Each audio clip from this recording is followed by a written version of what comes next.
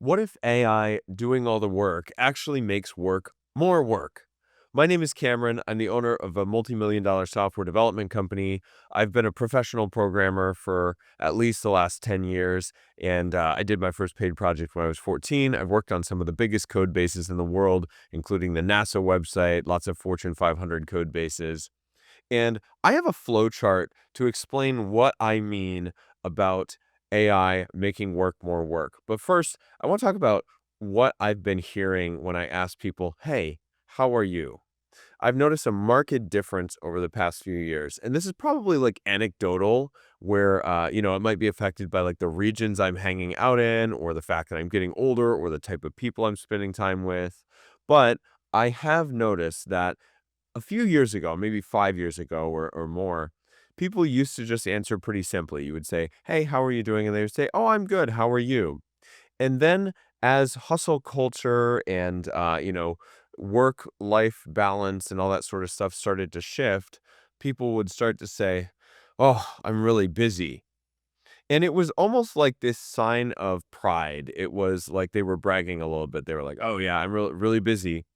And then over the past year or two, it has shifted again. I've noticed that when I ask people, hey, how are you doing? They say, oh, I'm really busy. But they say it a little bit differently. It's not like a mark of pride necessarily. They're not necessarily bragging. They're more like sharing this relatable experience, but they're also a little bewildered. They're sort of asking, like, oh, where does all the time go? And they're almost taking this moment to like look around and realize exactly how much they've been just constantly, constantly go, go, go, constantly just responding to things. And then all of a sudden they take a moment to kind of take stock of what their life has actually been like. And I think that's actually representative of something larger that's happening. So I made this flow chart to illustrate my point in a little bit more detail, and we'll bring it all together at the end. So let's take a look at this flow chart here. I'm just going to drag myself into the corner. All right. So this is a typical project. This is actually like a smaller, this flowchart is representative of the workflow of a small project and what that's like for a developer or a development team. You'll see a lot of stuff happens in this project. So let's go through this really fast. So you start out by identifying a problem or an opportunity.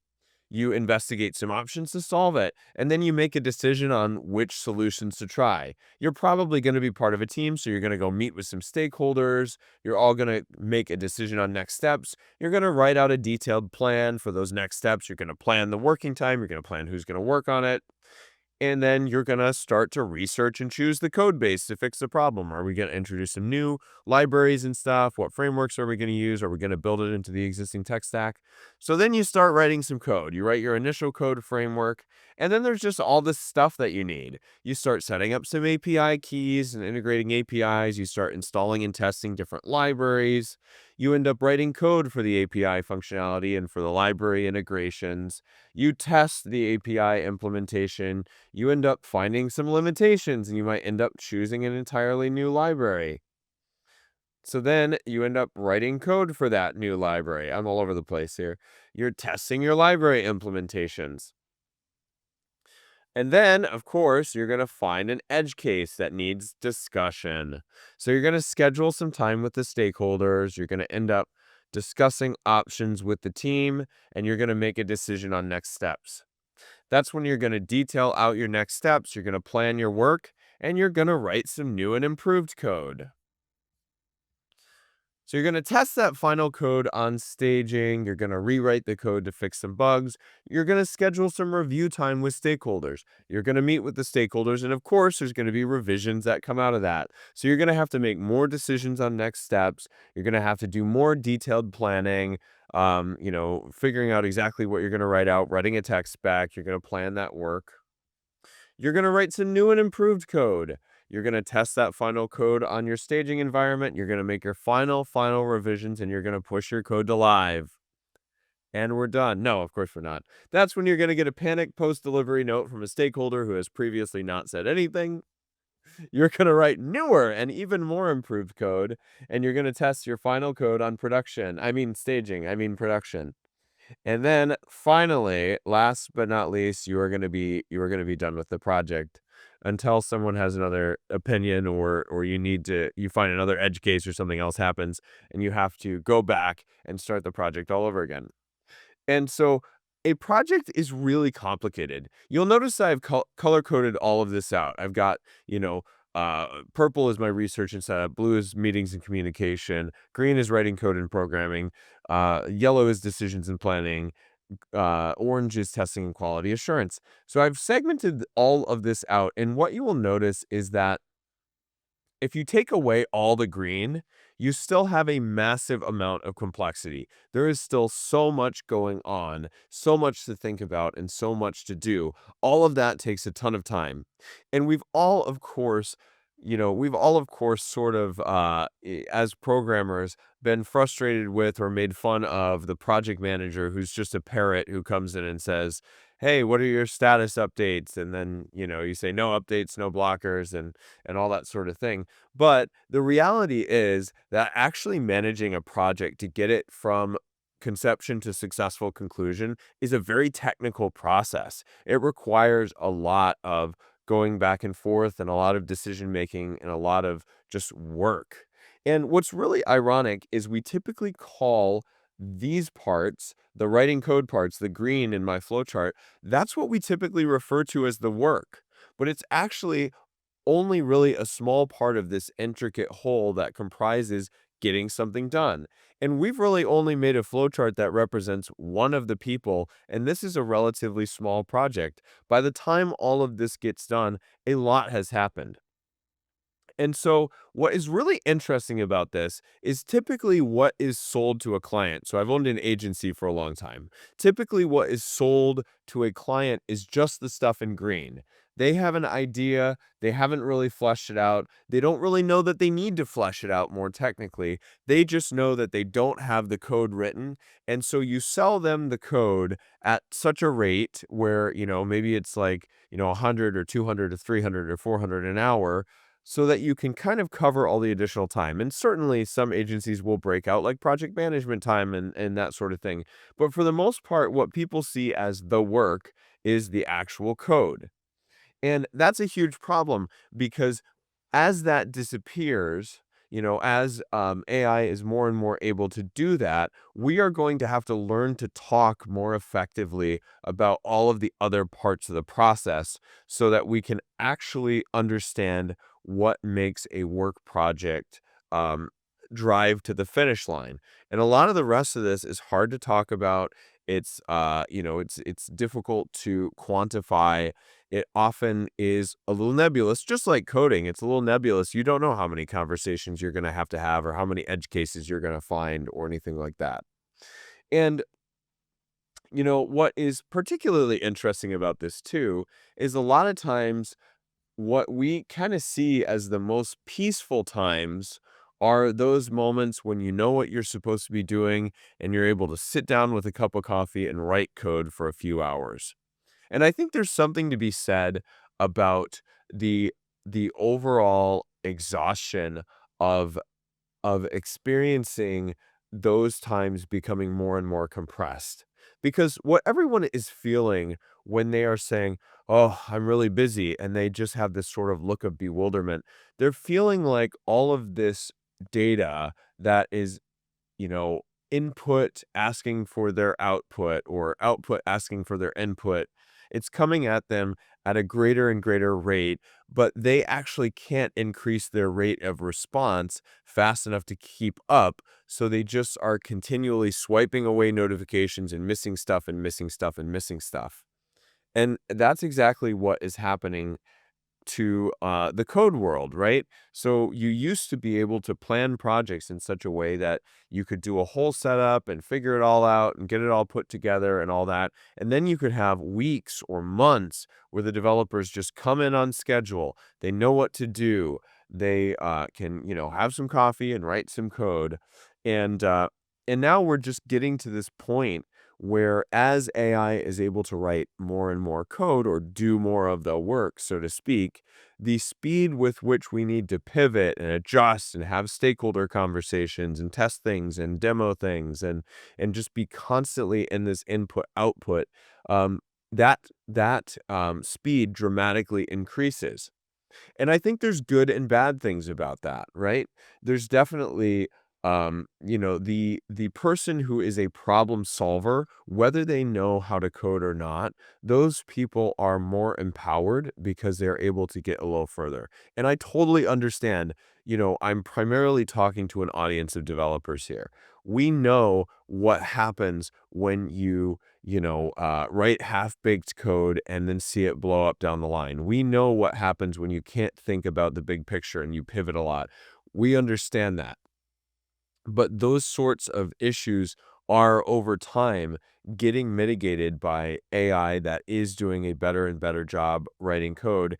And in a lot of cases, people don't really care about code quality as long as the final product works. And a lot of this stuff never really makes it in the real world. It's insane the amount of projects that I have seen that, someone has an idea or wants to solve a problem and we actually get to the point of deployment. All this stuff gets out there, it gets deployed into the world, and then it just sort of gets abandoned over time. It happens all the time. It happens in, bureaucratic organizations and government organizations and small companies that just run out of funding for the initiative that they thought they would have the funds for. That sort of stuff happens all the time.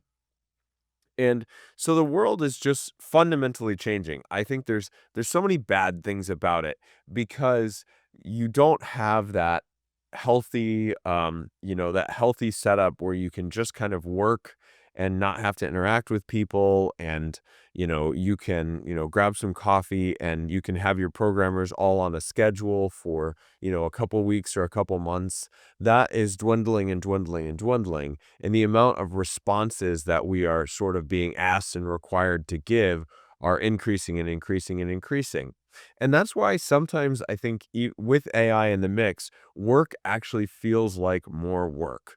We are getting these responses coming at us so fast. We are the limiter, and we are trying to speed up to catch up with the AI to be able to output our responses fast enough that we can keep the project moving down the line. And so that is, it's definitely a good thing and a bad thing. It's a new way to work. I do think that there is something really positive about being able to do more testing, do more implementation, do more deployment. I know that there are so few things. There's so many questions that people have. They have unlimited ideas. They have unlimited different functions and features and things that they want to see within their software.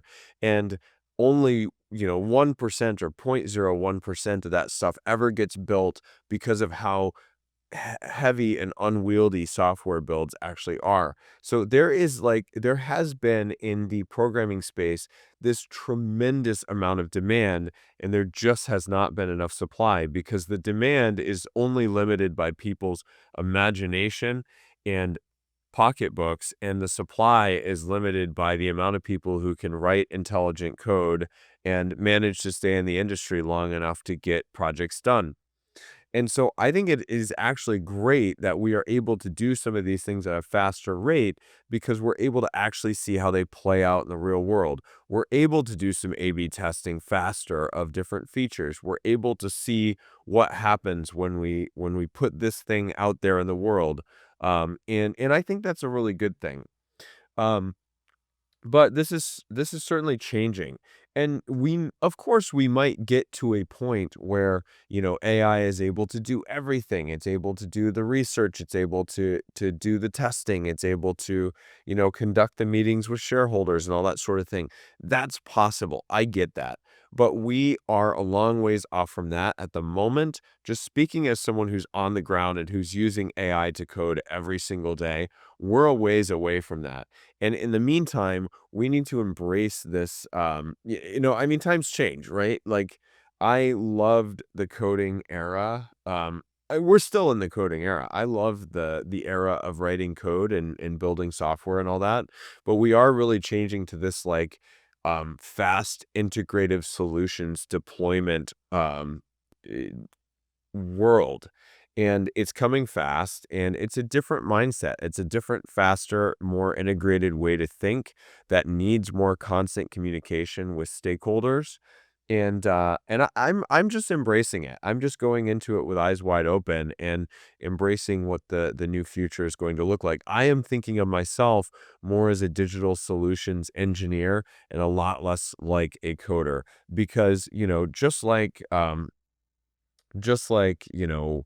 uh grammar, once grammar becomes ubiquitous and everyone can use like Grammarly or whatever, you don't need, and everyone can read and write. You don't need to like go find a scribe or go find somebody who can read and write to write your book for you, but it's still a tremendous amount of work. And so that's kind of the new world that's happening here.